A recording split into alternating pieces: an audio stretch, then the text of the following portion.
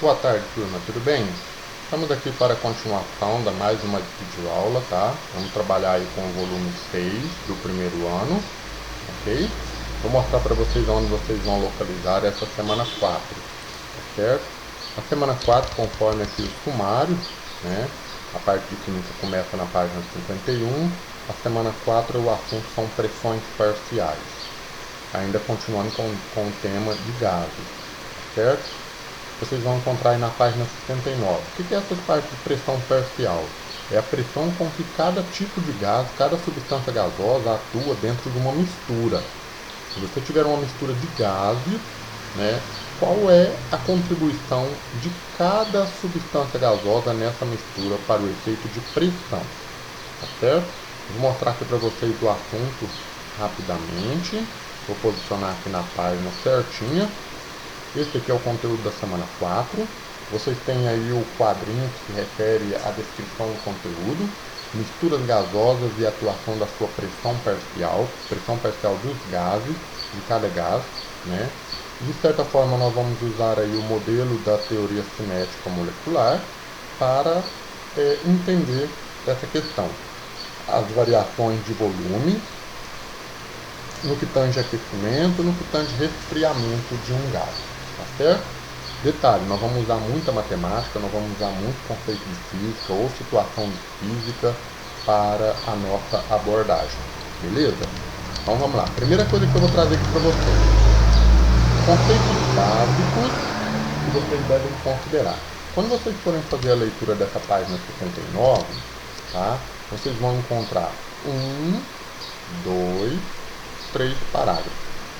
O primeiro e o segundo, ele traz para nós exemplos de misturas gasosas, como se trata aqui, no caso do ar atmosférico, toda a sua composição percentual, 78% do gás nitrogênio, 21% é formado de gás oxigênio e os outros 1% são outros gases.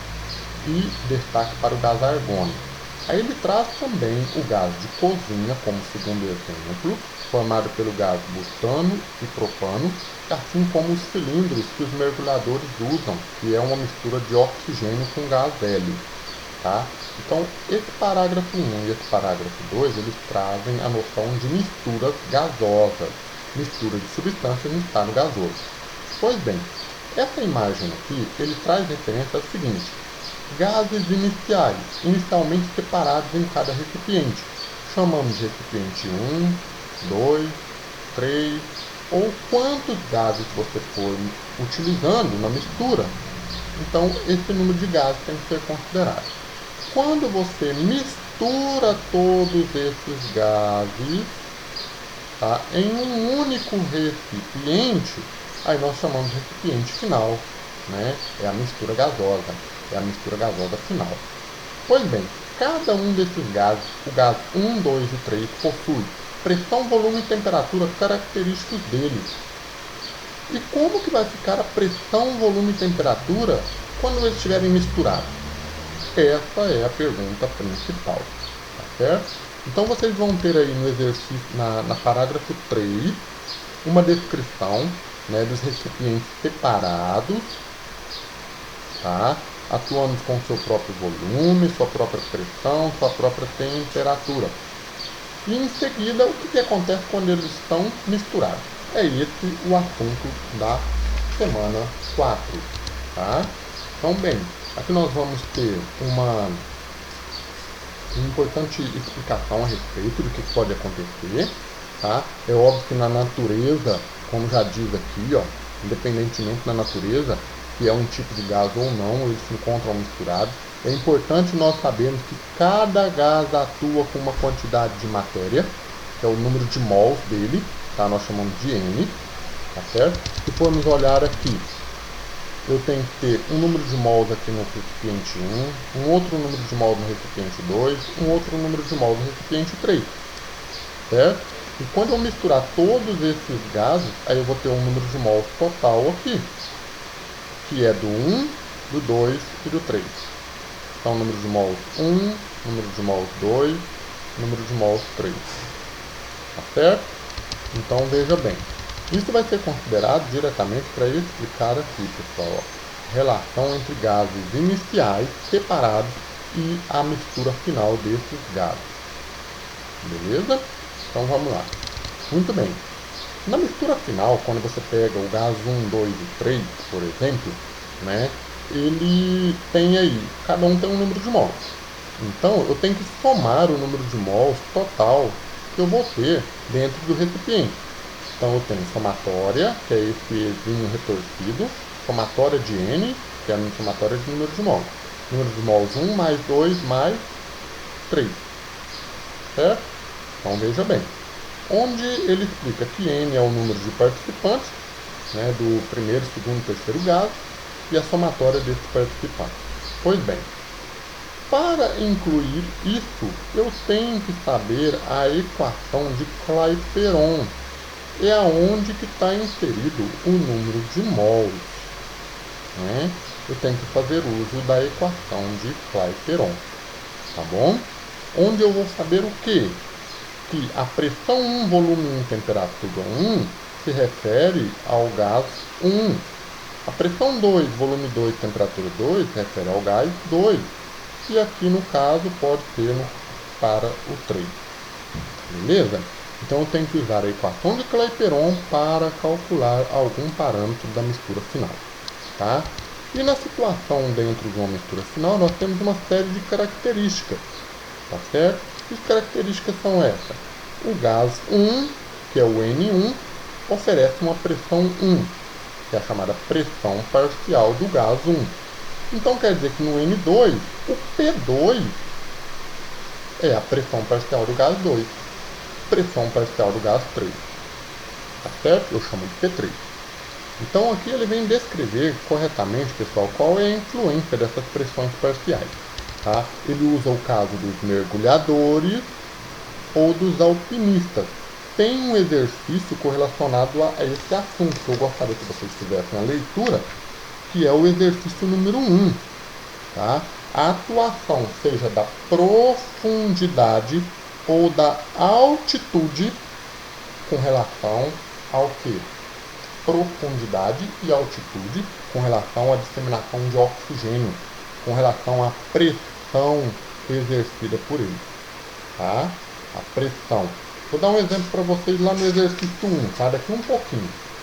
Veja bem, ele traz aqui um assunto que aparentemente eu não percebi como de suma importância ou correlação com a parte de gases. Porém, nos gases tem um assunto chamado poluição, a quantidade de partículas existentes da poluição nesses gases. Os gases que são emitidos. Agora sim eu percebi. Os gases emitidos nas grandes cidades podem ser medidos em partículas de quantidade muito pequena, chamada partes por milhão, partes por bilhão. Tá? Uma parte a cada milhão de partículas existentes. Uma parte a cada bilhão de partículas existentes. Ok? Então, muito bem. Aí ele traz uma explicação aqui sobre como se vê essa parte de ppm e ppb. Tá? E traz também a questão da lei da pressão parcial. Detalhe, pessoal, eu não vou explicar muito sobre isso aqui, porque não tem nenhum exercício que fale sobre isso. Tá? Mas tem esse momento aqui, ó, que correlaciona com o exercício 1, assim como o assunto anterior que eu tinha falado dos mergulhadores e alpinistas, também tem correlação com o exercício 1. Por quê? O ar que respiramos ao nível do mar é uma mistura de gases. Nível do mar, tá?